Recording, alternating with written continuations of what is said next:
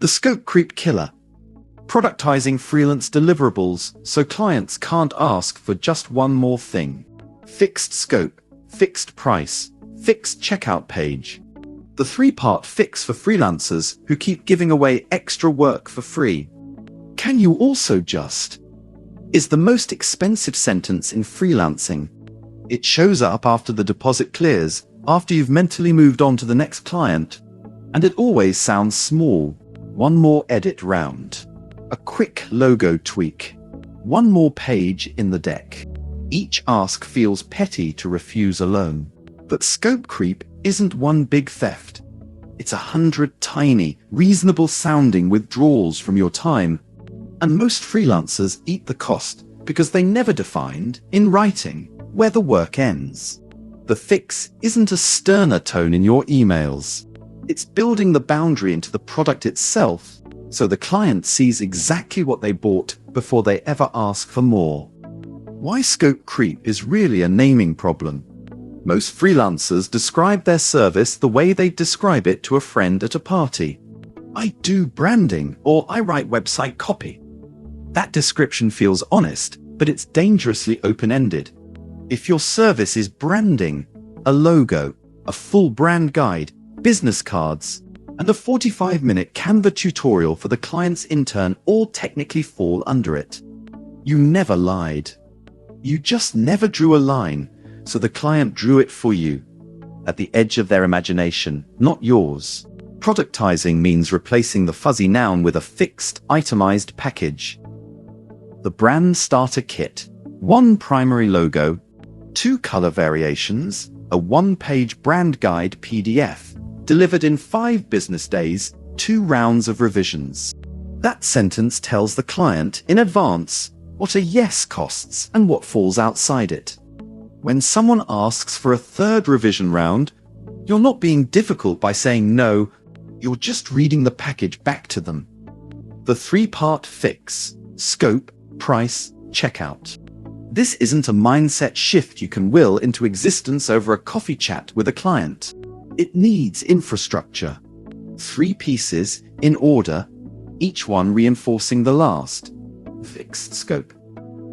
An itemized list of what's included, what's excluded, and how many revision rounds are built in. No comprehensive or thorough, only countable nouns. 3 pages, 2 rounds, 1 call, 5 days. Fixed price. One number attached to that exact list, not an hourly rate that invites negotiation on effort. Fixed checkout page. The scope and price live on a page the client actively reads and pays through, not buried in a proposal doc they glanced at once. That 3rd piece is the one most freelancers skip, and the one that actually holds up when scope creep happens. A Google Doc proposal gets forgotten. A checkout page the client paid money on doesn't. This is the gap a proper storefront closes. When you create your store, every deliverable becomes its own product page with its own scope written in plain sight. And the client's payment becomes their acknowledgement of what they bought. The reframe. Stop thinking of your product page as a sales tool only. It's the shortest, clearest contract you'll ever write. One the client reads voluntarily because it stands between them and paying you. Writing a deliverables list clients can't argue with. The words you choose matter more than the format. Compare these 2 ways of describing the same web copy package. Every item on the right has a number in it. Numbers make a boundary enforceable without an argument. Revisions included is a debate waiting to happen. Included how many times? Forever. 2 rounds is a fact you can point to. Write your own list this way before you touch a checkout page. The page is only as strong as the sentence you're putting on it. Turn just one more thing into an upsell, not a favor. Here's what most scope creep advice misses. The goal isn't to say no to every extra request. It's to make every extra request a paid one. When a client asks for a 3rd revision round, an extra page, or a rush turnaround, you don't need a debate about fairness. You need a second product ready to sell them.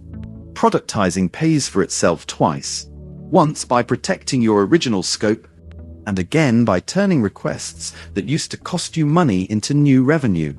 List the 5 requests you get most often that fall outside your core package. Price each one as a standalone line item. Rush fee, extra revision round, added asset. Add them as separate. Low-friction products so a client can self-serve a yes. Use custom checkout fields to collect what you need. Deadline. Reference links. Instead of an email back and forth, mention the add-on menu once in your kickoff message, before they're mid-project and annoyed. This is where a general-purpose storefront beats a custom invoice tool. List your core package and every add-on as separate products, each with its own price and custom fields, and let the client check out in seconds instead of you chasing a change order email.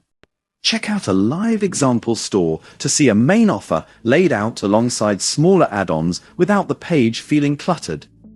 What this looks like on a real product page. Once your scope is written and add-ons are priced, the checkout page does the enforcing for you, automatically, without you having to be the bad guy in a Slack thread. A buyer reads the itemized deliverables before they pay, then gets instant automatic delivery the moment payment clears. A download link, a booking confirmation, or a course access email. That documented handoff is itself a scope boundary.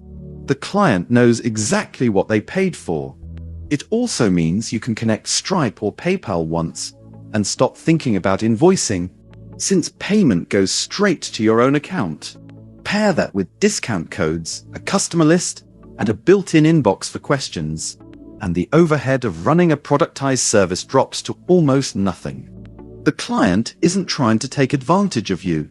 They just don't know where the fence is until you build one. Handling the request when it still comes in.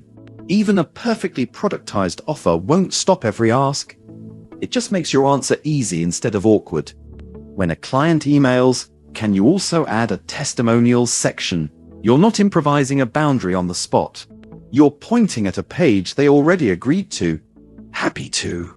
That's outside the 5-page package we scoped, so I've added it as an add-on here. Quick checkout, 3-day turnaround. No guilt, no negotiation, no unpaid Friday night.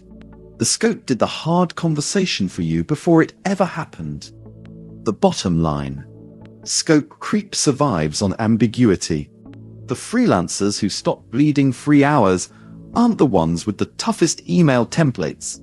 They're the ones who removed the ambiguity before the project started by turning a vague service into a specific, priced, itemized product.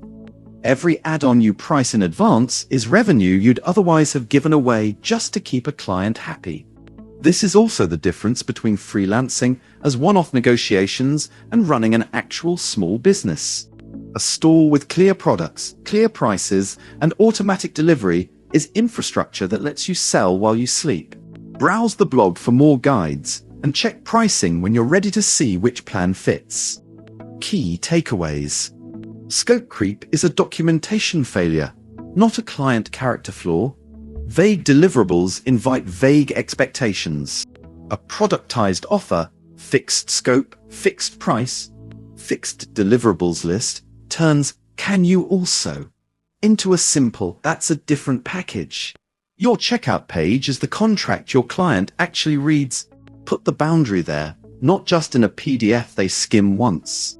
Add-ons should be sellable, not givable. Price the extra work as its own line item, so saying yes still means getting paid. A store.fan product page with custom fields and clear deliverables does the scope defense job of a lawyer for a fraction of the effort. Start your creator store free at store.fan.